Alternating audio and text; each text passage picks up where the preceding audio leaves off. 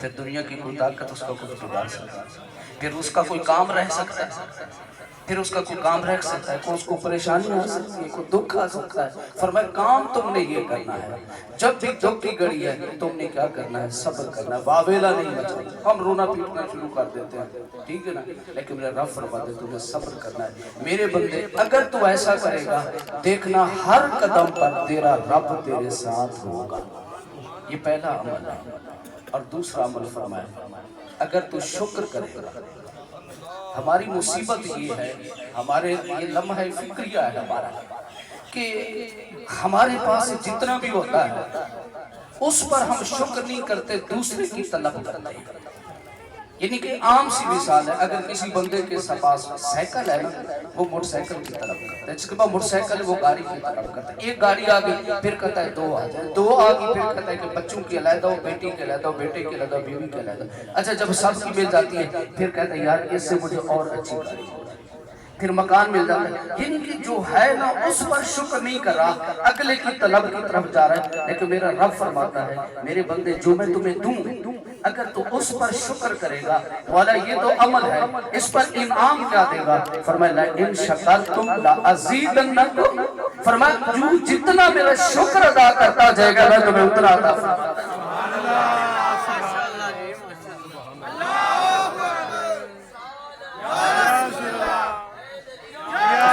جتنا تو شکر کرتا ہے۔ اب جو بندہ جس چیز کی چاہتا ہے، جو بندہ کہتا ہے یار میرے روزی میں اضافہ ہو جائے، تو دن میں رب نے اس کو جتنا دیا ہے وہ ایک جملہ کہہ دو مولا تیرا شکر ہے تو نے مجھے اتنا، مطلب میں تو اس قابل نہیں تھا۔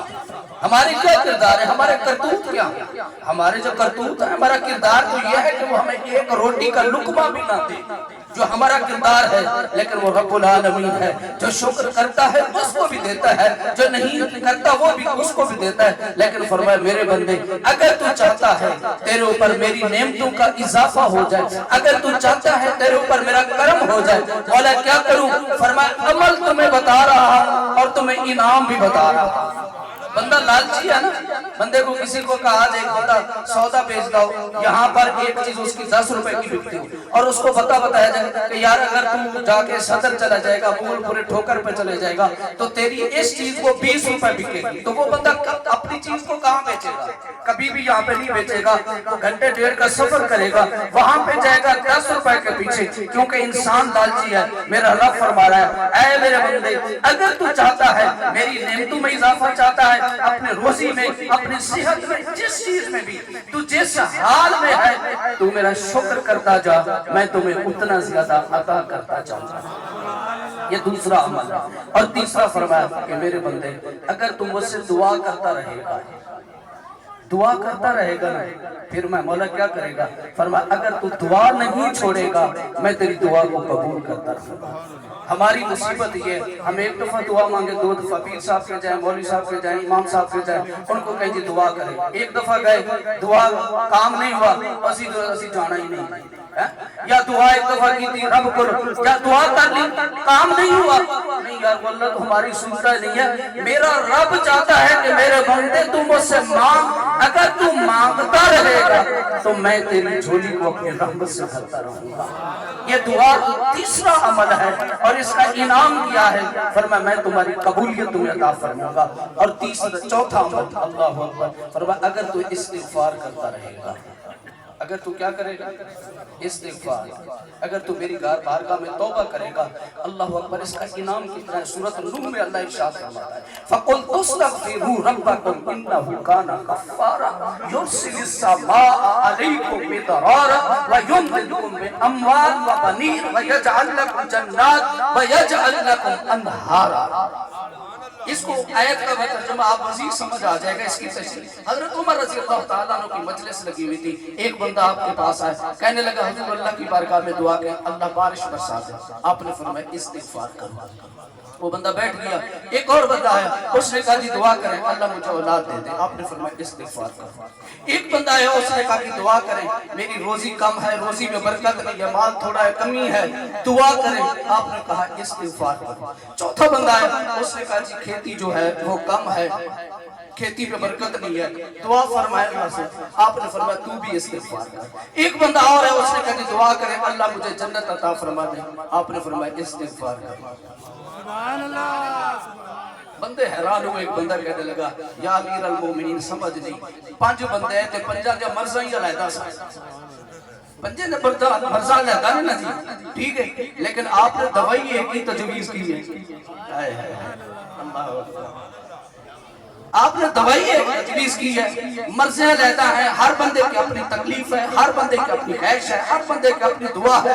آپ نے وظیفہ تو ایک بتایا, اس کی وجہ نہیں. آپ نے فرمایا تو نے قرآن کو نہیں پڑھا, کیونکہ قرآن کہتا ہے فَقُلْ تُسْتَغْفِرُوا رَبَّكُمْ إِنَّهُ كَانَ غَفَّارًا. اگر تم میری بارگاہ میں استغفار کرو گے, کیا کروں گا؟ يُرْسِلِ السَّمَاءَ عَلَيْكُمْ مِدْرَارًا. بارش چاہے گا تو تمہیں بارش دوں گا. وَيُمْدِدْكُمْ بِأَمْوَالٍ.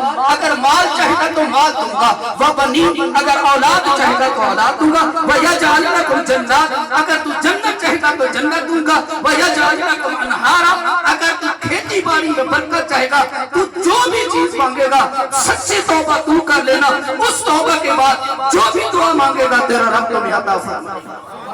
اور آخری بات عمل کون سا ہے؟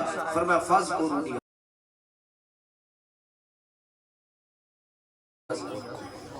فرمایا تو میرا ذکر کر. ٹھیک ہے, آگے جو ہمارا عام ترجمہ کیا جاتا ہے وہ یہ کیا جاتا ہے تو میرا ذکر کر, میں تیرے ذکر کو بلند کر دوں گا. میرے اعلیٰ حضرت مجدد دین ملت آپ فرماتے ہیں کہ رب فرماتا ہے فَاذْكُرُونِی أَذْكُرْكُمْ. تو میرا ذکر کر, میں تیرے ذکر کو بلند فرما دوں گا. یہاں پر بات کو اختتام کر رہا ہوں.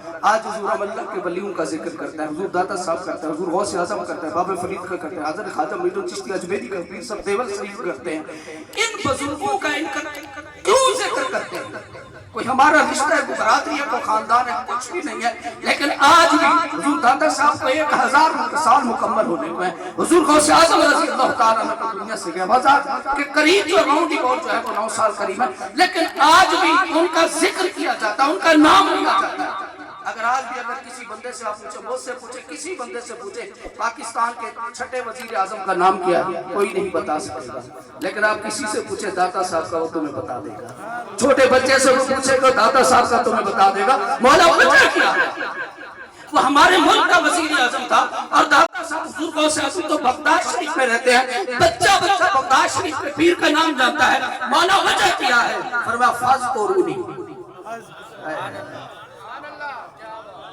فَاذْكُرُونِی. مولا وجہ کیا ہے؟ فرمایا فَاذْكُرُونِی. عمل میں نے بتایا تھا, میرے بندے تو میرا ذکر کر. وہ اپنی طاقت کے مطابق ذکر کیا. 24 گھنٹے میں کسی نے 10 گھنٹے کیا, کسی نے 12, کسی نے 20. اس سے تو زیادہ کوئی نہیں, 4-5 گھنٹے تو سونے کو دے گا. لیکن میرا رب فرماتا ہے فَاذْكُرُونِی. تم نے اپنی زندگی میں اپنی طاقت کے مطابق میرا ذکر کیا ہے, اور میں نے تمہیں انعام دیا ہے کہ تیرے جانے کے بعد بھی میں نے تیرے ذکر کو بلند کر دیا. یہ آخری جملہ تقریر کا سنیں. اصل میں ہم فانی ہیں. ہم کیا ہیں؟ بولے ہم کیا ہیں؟ فانی کہتے ہیں فنا ہونے والا. کل من علیہا فان, کل من علیہا فان. ہم فانی ہیں. اس کائنات میں باقی کون ہے؟ وَيَبْقَى رَبُّكَ وَجْهُ ذُو الْجَلَالِ رَبِّكَ ذُو الْجَلَالِ وَالْإِكْرَامِ. باقی کس کی ذات ہے؟ اللہ کی ذات ہے. باقی کس کی ذات ہے؟ سب فنا ہونے والا ہے. باقی رہنے والی ذات کس کی ہے؟ آپ یہ تقریر کا آخری جملہ سنو, اور یہ یہاں سے لنگر لے کے جانا. حضور والا, ہم فانی ہیں, رب باقی ہے. میرا رب فرماتے ہیں تو فانی ہے, اگر باقی کا ذکر کرے گا. توجہ ہے میری طرف؟ یہ جملے کو بڑی سماعت سے بڑی توجہ کے ساتھ سننا ہے. میں جملہ پھر دہرا رہا ہوں. ہم فانی ہیں. ہم کون ہیں؟ اور رب کیا ہے؟ فانی کہتے ہیں فنا ہونے والے کو, باقی کہتے ہیں باقی رہنے والے کو. رب نے کہا فَاذْكُرُونِی. عمل تو کر, میرا ذکر. اذکرکم, میں تمہیں جزا یہ دوں گا. مولا کیا جزا دے گا؟ فرمایا تو فانی ہے, اگر تو باقی کا ذکر کرے گا, جب تو مرے گا تو پھر تمہیں فانی نہیں رہنے دوں گا, تجھے بھی باقی کر دوں گا. یعنی تمہیں فنا نہیں ہونے دوں گا. آج داتا صاحب کا نام زندہ ہے, آج حضور غوث اعظم کا نام زندہ ہے. حضور وجہ کیا ہے؟ وجہ یہ ہے انہوں نے باقی کا ذکر کیا, رب نے ان کو انعام یہ دیا فَاذْكُرُونِی أَذْكُرْكُمْ. آج بھی ان کے نام زندہ ہے, آج بھی ان کی سیرت زندہ ہے.